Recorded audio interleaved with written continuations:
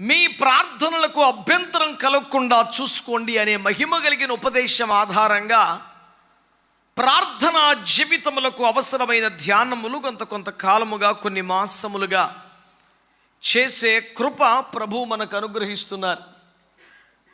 ఈ క్రమంలో భాగంగా పరిశుద్ధజనుడైన మోషే ప్రార్థనలోని 9 విషయాలు, మొత్తం బైబిల్ గ్రంథములో నమోదు చేయబడ్డ మోషే ప్రార్థనలన్నీ కాదు, ఒక్క 90వ కీర్తనలో నుంచే 12వ వచనం మొదలుకొని చివరి వరకు వారు చేసిన ప్రార్థనలోని 9 విషయాలను మనము ధ్యానించాం. ప్రియులారా, అలాగూ ధ్యానించిన పిమ్మట నీ సేవకులకు నీ కార్యములను కనపరచుము, వారి కుమారులకు నీ ప్రభావమును కనపరచుము అనే వాక్యమును ఈ వారానికి మనము ధ్యానం చేద్దామని గత వారం సందేశాన్ని సశేషంగా వదిలాం. గత వారం రాని వారి కోసం, వచ్చినా మరిచిపోయే వారి కోసం ఇదంతా రీక్యాప్ చేయాల్సి వచ్చింది. ఇప్పుడు మనము ధ్యానిస్తున్న వచనం 16వ వచనం, నీ సేవకులకు నీ కార్యమును కనపరచు, వారి కుమారులకు నీ ప్రభావమును చూపించు. నా వైపు చూస్తూ శ్రద్ధగా ఈ వాక్యాలు వినండి. బిడ్డలారా, ఒక్కొక్కసారి అవసరానికి మించి వడ్డించేస్తున్నారు, వడ్డనలో మోతాదు చూసుకోవటం లేదు పాస్టర్ గారు అనే అభిప్రాయం మీకు కలిగితే మీరు బాగానే అర్థం చేసుకున్నట్టు లెక్క. అదేమి అపార్థం కాదు, లేకపోతే విపరీతము కాదు. అయితే మీ అందరికీ నేను చేసుకుంటున్న మనం ఏమిటంటే,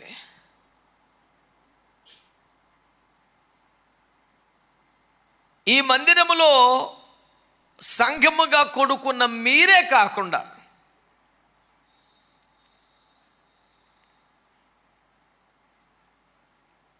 ఈ వట్టి కుండ ద్వారా, ఈ రేకు బూర ద్వారా ప్రపంచవ్యాప్తంగా ఎన్నో దేశాలలోని ప్రజలు దేవుని మాట వింటున్నారు. అందులో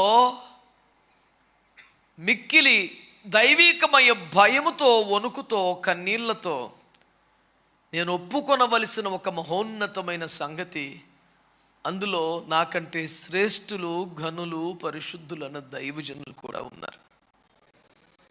అందుచేత ఎంతో వినయముతో, భయముతో నేను ఈ పరిచర్య చేస్తున్నాను.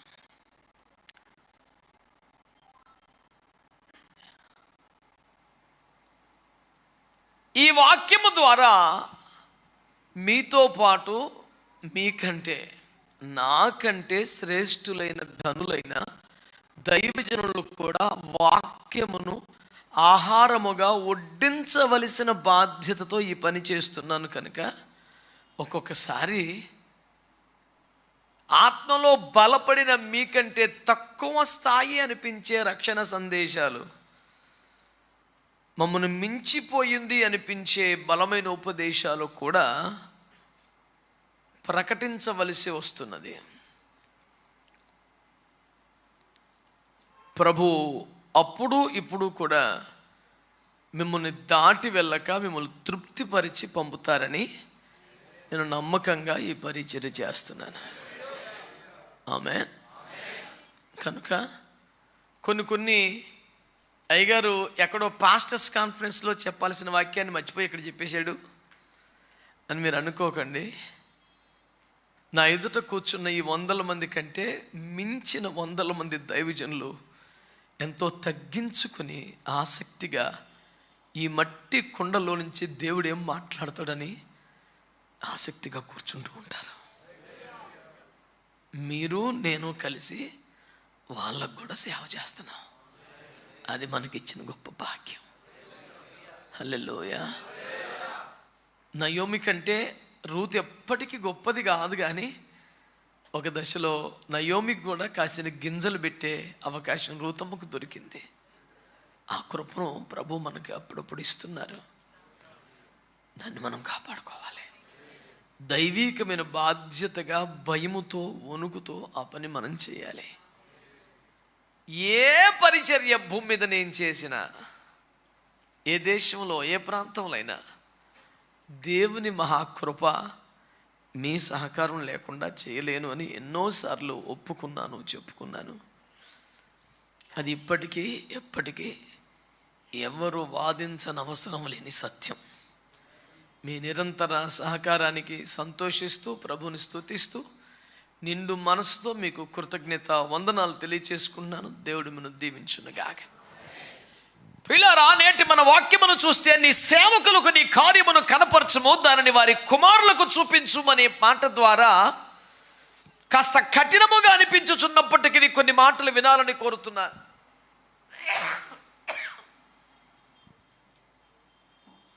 In fact, I'm feeling sorry to make this statement. సేవకులు కుమారులను కనినవారుగా, కుమారులు కలిగిన వారుగా ఉండాలని కోరుకుంటున్నాను. నీ సేవకులకు వాటిని కనపరచుమని కార్యములను కనపరచు, వారి కుమారులకు నీ ప్రభావాన్ని చూపించుము అన్నాడు కదా.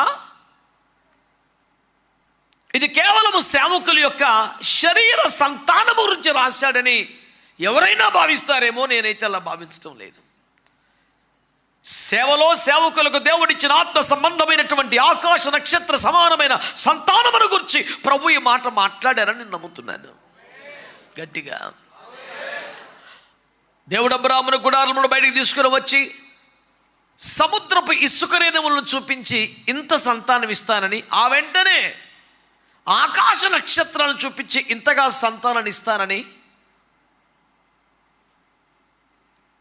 ప్రభు మాట్లాడారు కదా. ఎప్పుడు చెప్పుకునే మాటే అయినా మరోసారి ఎవరైనా మిస్ అయ్యారేమోననే భావంతో చెబుతున్నాను. సముద్రపు ఇసుక రేణువులు అబ్రాహాముకు దేవుడు చెప్పినప్పుడు అది శారీరకమైన భూలోక సంతానానికి సాదృశ్యముగాను, ఆకాశ నక్షత్రాలని ఆత్మ సంబంధమైన సంతానానికి సాదృశ్యంగాను ప్రభు మాట్లాడారు. ఈ దినాన ఈ మాట చెప్పడానికి నేను దేవుని ఆత్మచేత ఒప్పించబడి బలవంత పెట్టబడి చెబుతున్నాను. దేవుని సేవకులు అనబడుతున్న వారు కుమారులను కనిన వారుగా, కలిగిన వారుగా ఉండాలి అనే మాటను జ్ఞాపకం చేస్తున్నాను. ఎందుకు ఈ మాట చెప్పాల్సి వస్తుందంటే, అనేక మంది దైవజనులు, I'm sorry to say again, అనేక మంది దైవజనులు తమ ఎదుట ఉన్న జనులను, తమ చుట్టూ ఉన్న జనులను తాము కనిన వారు కాకపోవటం చాలా విచారకరమైన వాస్తవం. వారు కనకపోయినా వారికి అప్పగించబడ్డ సంతతి అయితే, ఒక ఎస్తేరు వలె, ఒక తిమోతి వలె బాధ్యతలు స్వీకరించిన అప్పగించబడ్డ సందర్భం అయితే దేవుని చిత్తమే, దేవునికి మహిమ. కానీ వేరొకరి గంపలోంచి ఎత్తుకొచ్చిన చేపలైతే, వేరొకరి దొడ్డిలోంచి దొంగిలించినటువంటి గొర్రెలైతే, వేరొక గూట్లో తమ కాని గుడ్లను పొదిగిన పక్షివైతే అది తప్పని, అది క్రమం కాదని, అది దేవుని ఆమోదం పొందే సేవ కాదని, సేవకుడు తను దేవునితో గడిపి ఆత్మల పట్ల ప్రసవేదనను పొంది ఒక జనమును దేవుని కొరకు కనవలసిన వాడని, మీరు ఎలాంటి సేవకులను కలిగి ఉన్నారో, ఎలాంటి వారి వద్ద ఉన్నారో ఓసారి సరి చూసుకుంటే మంచిదని నేను ఉభయులకు కూడా ప్రభు పేరట మనవి చేస్తున్నాను. నీ సేవకులకు నీ కార్యమును కనపరచుము. వారి కుమారులకు సేవకులు కుమారులను కలిగిన వారుగా ఉండాలని, కేవలం భౌతికమైన శరీర సంబంధమైన మాటగా కాకుండా గొడ్రాలని కుమారుల సంతోషము గల వారిగా దానిగా చేస్తారన్న వాగ్దానం ఆత్మ సంబంధంగా సేవకులకు వర్తిస్తుందనే సంగతిని జ్ఞాపకం చేస్తూ, ఇంతవరకు జనం పోగేసేవేమో, ఇంతవరకు వాక్చాతుర్యాన్ని బట్టో మరో దాన్ని బట్టో పనికి బల నీచ నికృష్ట పాపిష్ట కులాన్ని అడ్డం పెట్టో తిరుగుబాటుతో చీలిక ద్వారా కోరకు బలే 250 మందిని పోగేయటమో ఏం జరిగిందో నాకు తెలీదు. ఇప్పటికీ ఒక్కరిని కూడా ఆత్మ సంబంధంగా కనకపోవటం వలన గొడ్రాలుగా మిగిలిన స్థితి నీదైతే నిన్ను కుమారుల సంతోషము గలవాడిగా చేస్తారనే వాగ్దానాన్ని చేతపట్టుకొని ఆత్మ సంబంధమైన సంతతిని పొందమని, ఒకప్పుడు నా బతుకు ఒంటరిగా నిలిచినదేనని, జనములకు తండ్రిగా చేయగల దేవుని కృప ఇదంతానని మీ సహదాసుడిగా సహోదరుడిగా మిమ్మల్ని ప్రోత్సహిస్తూ ఉన్నాను. ఎందుకు ఈ మాటలు చెప్పాల్సి వస్తుంది ఈ పూట అంటే, కుమారులు లేని ఎవరిని కనని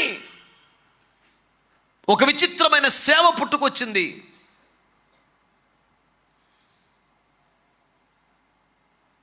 పురుషునితో గడపకుండా గర్భం వచ్చేది ఎట్లా, గర్భము రానిదే ప్రసవించేది ఎట్లా, ప్రసవించనిదే తల్లిదండ్రులు అయ్యేది ఎట్లా, ఈ న్యాచురల్ ప్రాసెస్ లేకుండానే తల్లిదండ్రులు అయ్యే విచిత్ర వైద్యమునే సాకుగా చూపి ఈనాటి సేవ రకరకాలుగా కొనసాగించేస్తున్నటువంటి చేదైన పరిస్థితులలో బైబిల్ మూలలోనికి వాక్య క్రమాల్లోనికి రావలసిందేనని ప్రభు పేరిట నేను అందరికీ మనవి చేస్తున్నాను. ఆమేన్.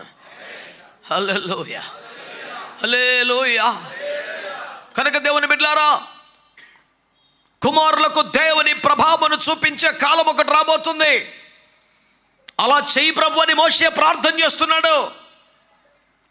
ఏదో ఒక సంఘానికి ఏదో ఒక సహవాసానికి వెళితే మంచిదేలే అనే భావన ప్రాథమిక స్థాయిలో మంచిగా అనిపిస్తుంది. కానీ నువ్వు ఆత్మలు ఎదుగుతున్నప్పుడు, మహిమగల రాకడకు పెళ్లి కుమార్తెగా సిద్ధపడాలని తాపత్రయం కలిగినప్పుడు, ఈ కడవరి ఉజ్జీవపు పాత్రలో నేను ఒకరిగా ఉండాలనే కసి నీలో పెరుగుతున్నప్పుడు నీకు ఆ స్టాండర్డ్ సరిపోదని గుర్తుపెట్టుకోవాలి.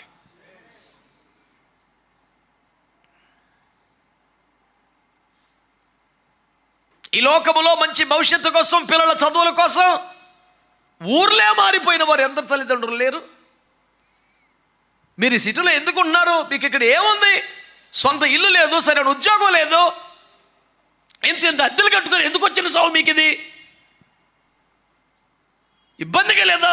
సొంత ఊర్లో సొంత ఇల్లు పెట్టుకొని ఇక్కడ ఎందుకు ఈ సావు మీకు అని అడిగితే కొన్ని వేల మంది తల్లిదండ్రులు ఈ రోజున నగరీకరణ నేపథ్యంలో పిల్లల చదువుల కోసం తప్పదు కదండి అని నిత్యము కన్నీళ్లు అన్నపానంగా బ్రతికే తల్లిదండ్రులు ఎంతమంది లేరు?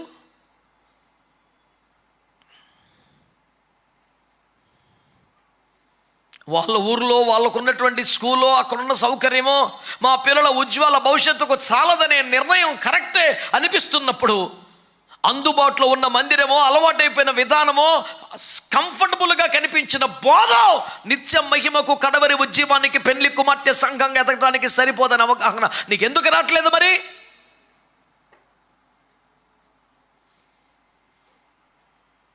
ఒక ఇడ్లీ చిన్నప్పుడు సరిపోయింది, ఇప్పుడు చాలదే, పెరగాలి కదా ఆహారం. క్రీస్తునందు పసిబిడ్డలు అయితే పాలు సరిపోతాయి, పెళ్లి కుమార్తె సంఘానికైతే బలమైన ఆహారం కావాల్సిందే. మంచి గోధుమ పంట కావాలి, కొండ తేనెని కావాలి. తేనె నూనె నీకు అనుగ్రహించినందున నువ్వు రాణి అగురంతగా అభివృద్ధి పొందావని యెహెజ్కేలు 16:14 వాక్యం సెలవిస్తుంది. తేనె దొరకాలి.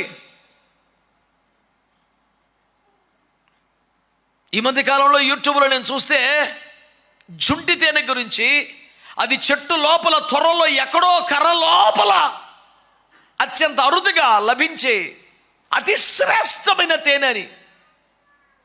చెట్టు కొమ్మలకి రాళ్ళకి వచ్చేది జుంటి తేనె కాదని, ఎక్కడో లోపలికి వస్తూ ఉంటుందని, అది చాలా తక్కువ వస్తుందని, కానీ అపరిమితమైన టేస్ట్ అని వాళ్ళు ఎక్స్ప్లెయిన్ చేస్తుంటే,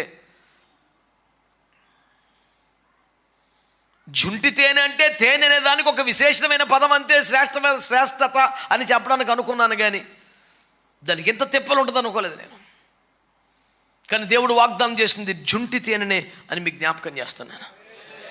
అత్యంత లోతుగా, అత్యంత మార్మికంగా, అత్యంత స్వల్ప పరిమాణంలో, అత్యంత అరుదుగా దొరికే అతి శ్రేష్టమైన మహిమగల ఉపదేశాన్ని స్వస్థతకో, విశ్వాసానికో, ఆరోగ్యానికో, ఆర్థికానికో, లౌకిక భౌతిక సాధారణ జీవనానికి సంబంధించిన మాత్రము కాకుండా ఒక మట్టిని మహిమకు పెంచగలిగిన, ఒక అనాథను రాణిగా మార్చగలిగిన మహిమ కలిగిన ఉపదేశమును ఆ జుంటి తేనెతో పోల్చాడని, అది మనకు వాగ్దానం చేశాడని.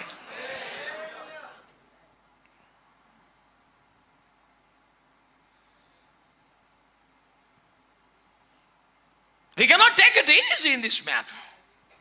చాలా సీరియస్గా తీసుకోవాల్సిన ముచ్చటిది.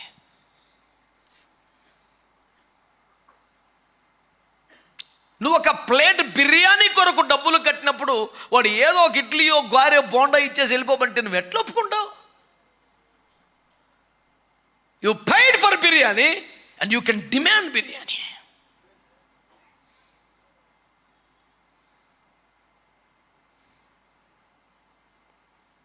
ఏదో ఒకటి కాదు. ఈ పూట ప్రభు మనతో మాట్లాడుతున్నాడు.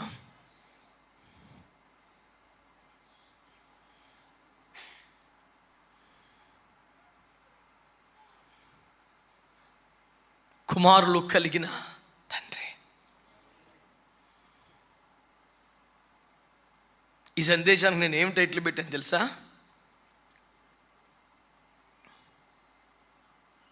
మంచి తండ్రి లాంటి సేవకులు కావాలి అని. మంచి ప్రసంగికులైన సేవకులు కాదు. మంచిదే, అఫ్కోర్స్ ప్రసంగికులు మనకు కావాలి, బోధకులు, ఉపదేశకులు కావాలి, మంచి అద్భుతాలు చేసే మంచిది అవసరం. కానీ కడవరి గడియలో మోషే చేస్తున్న ప్రార్థన ఏమిటంటే, ఎలాంటి సేవకులు? ఒక మంచి తండ్రి లాంటి సేవకులు కావాలి. మీరు గుండె మీద చేయబెట్టుకొని చెప్పండి, ప్రసంగికులందరూ మంచి తండ్రులేనా? ఒకవేళ ఒక మంచి తండ్రి గొప్ప ప్రసంగికుడు కాలేకపోవచ్చు. గట్టిగా 10 నిమిషాల వాక్యము మాటలాడలేని ఎందరో ఘనులైన దైవజనులు తమ చేతికి అప్పగించబడిన ఆత్మలో మహిమగల రాకడకు పెళ్లి కుమార్తెగా సిద్ధపరుస్తున్న అభిషేకాన్ని కలిగి ఉంటాం నేను కళ్ళారా చూశాను. వాళ్ళు గట్టిగా అరగంట సేపు వాక్యం చెప్పలేరు, సరిగ్గా ఏ సంక్లిష్టమైన ప్రశ్నకు జవాబులు చెప్పలేరు. కానీ వారు ప్రభు సన్నిధిలో మోకాళ్ళ మీద దేవుని సన్నిధిలో ప్రసవేదంతో కన్నబిడ్డలే. ఆ సంఘం అంతా వాళ్ళు ఎత్తుకొచ్చిన వాళ్ళు కాదు, కన్నీ వదిలేయలేదు, కాపాడుకుంటున్నారు కన్నీళ్లతో, ప్రార్థనలతో. వాళ్ళని ఎలాగైనా మహిమగల రాకడకు సిద్ధపరచడానికి ప్రయాసపడతా ఉన్నారు.